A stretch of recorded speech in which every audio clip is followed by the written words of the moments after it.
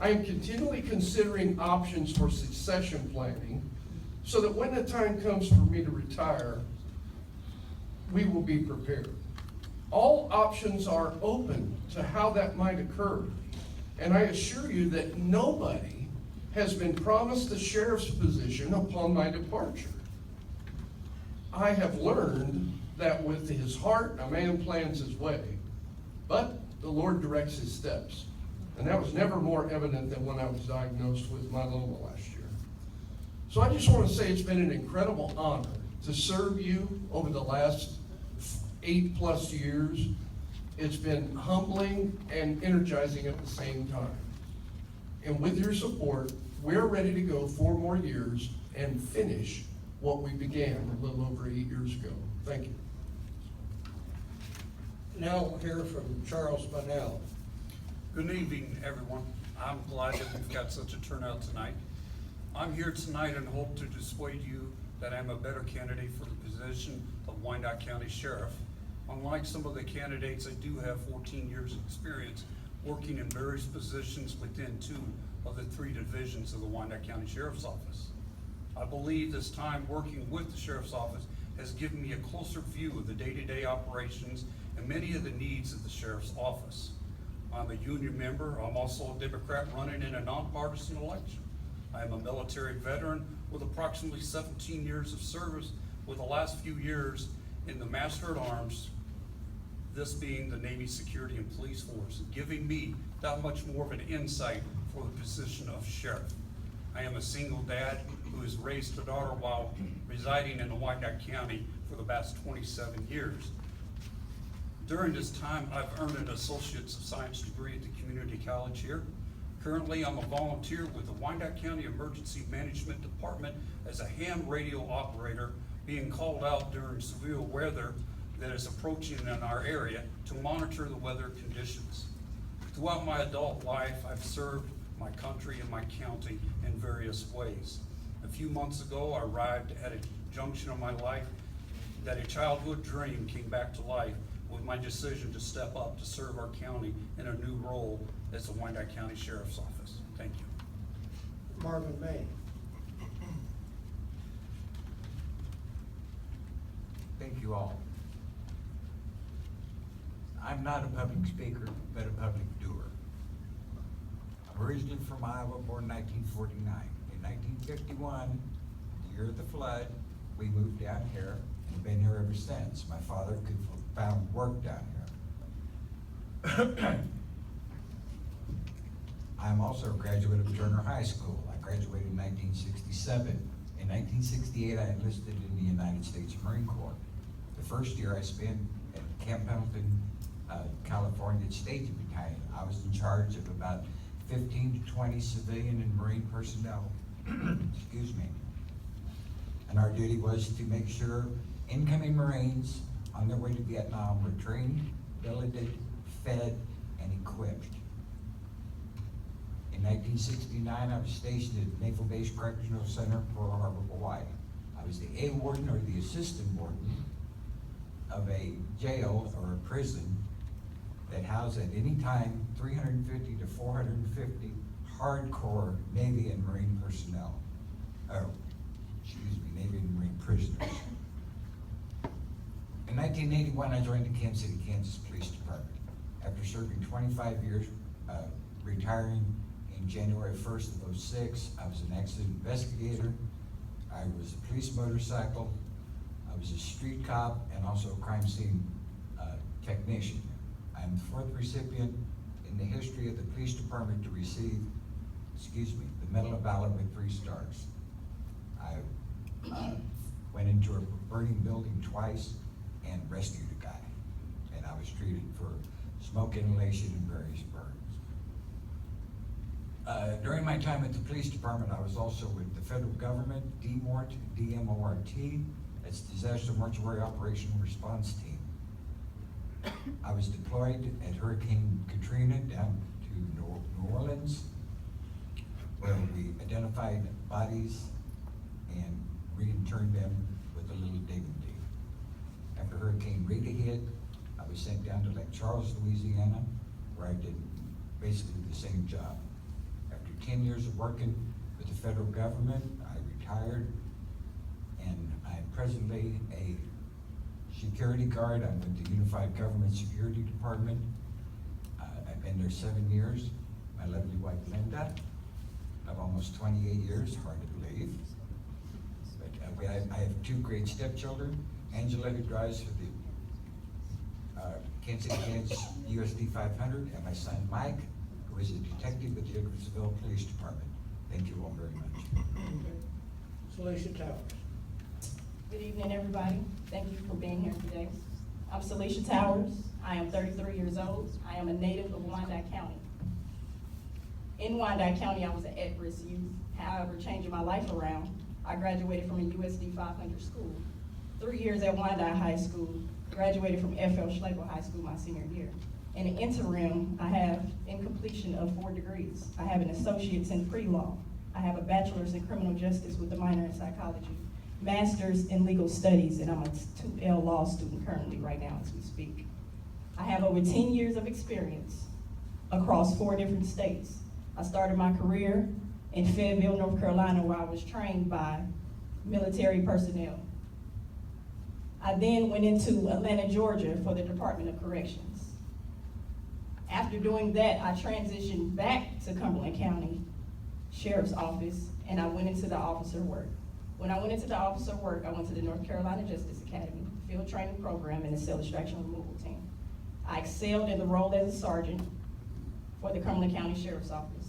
I then, having to take care of my father, I had to relocate back to Kansas City, so I had to put that career to an end and come here. I relocated to the Department of Corrections in Jackson County, where I was a correction officer, and then I was hired on by the Wyandotte County Sheriff's Office. At the Wyandotte County Sheriff's Office, within 9 months I excelled. I was the first African-American female on the tactical team in the state of Kansas. I was also trained by the Highway Patrol SWAT Unit. Reciprocity was received by the KLETC, which is the Kansas Law Enforcement Training Center. I received several recommendations and achievement letters of confiscating contraband throughout the jail and drugs.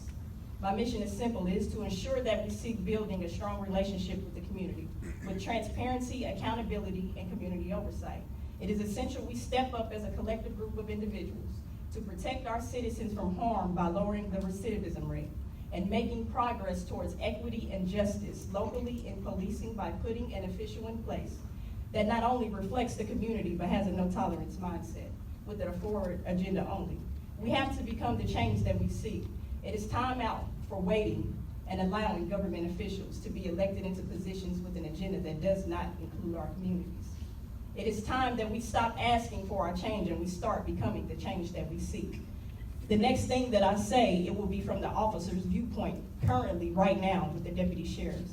I would like you to listen as we listen to these questions, as we hear responses. Think of this officer's mindset throughout this whole forum. With minimum hours of training and horrible pay, the equipment is barely supplied, the police cars are minimum and the majority are old. No support services for stress, no bulletproof vests supplied by the administration for protection at the expense, and no mandatory counseling for officers. This administration rather put, sorry, I was getting into it. Yes, you were. Victor Webb could not be with us because of a previous commitment, but I'll let his representative introduce himself. Good evening. My name is Kevin Gabriel, and on behalf of Victor Webb, I want to thank Business West and the college for sponsoring the forum this evening. Victor's on vacation with his family this week, and I'm honored to provide his introductory remarks.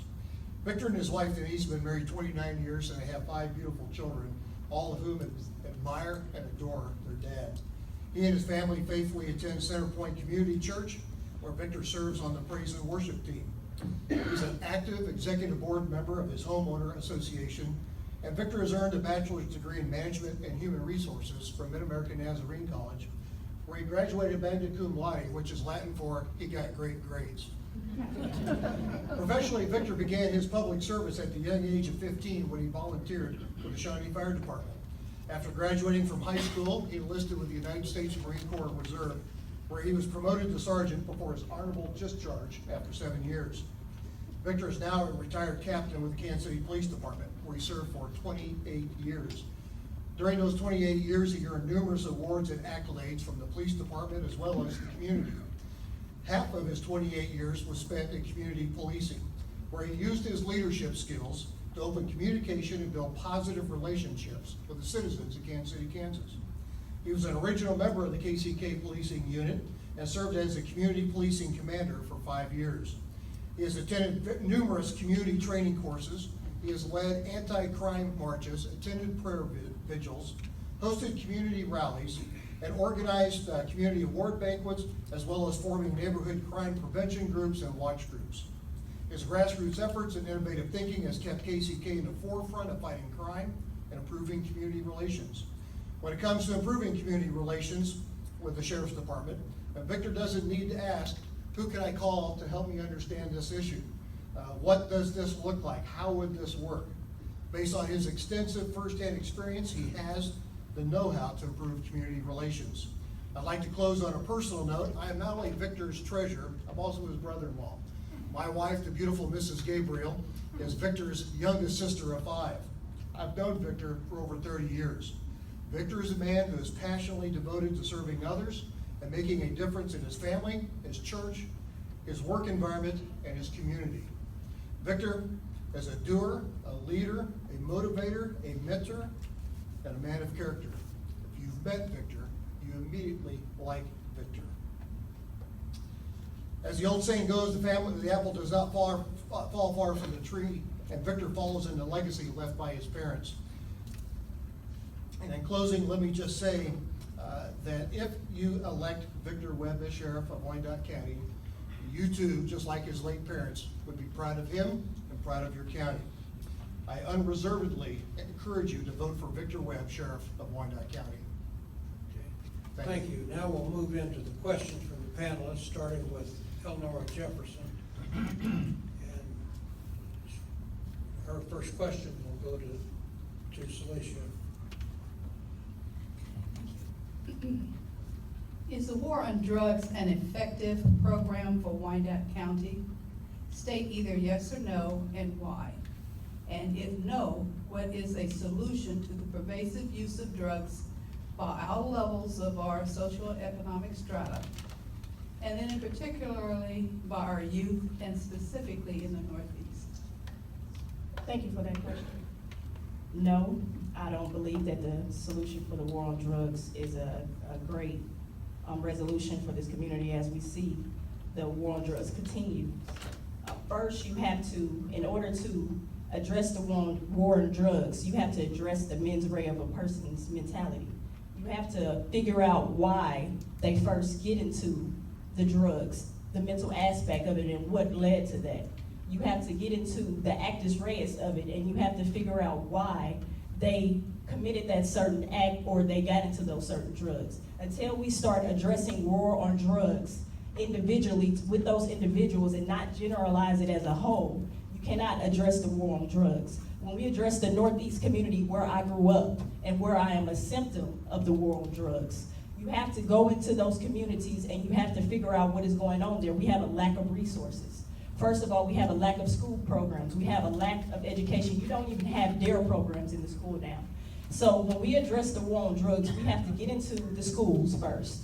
We have to get into that school to prison pipeline and figure out what is going on. It's okay, like I said, we have the DARE programs, but when we go home at the end of the night, how do I feed my kids? Because if I can't feed my kids, I'm going to go out and I'm going to figure out a way to do that. Sometimes it resorts to selling drugs, and sometimes it resorts to selling those drugs into your community. So that is war on drugs. We have to get into the lack of resources.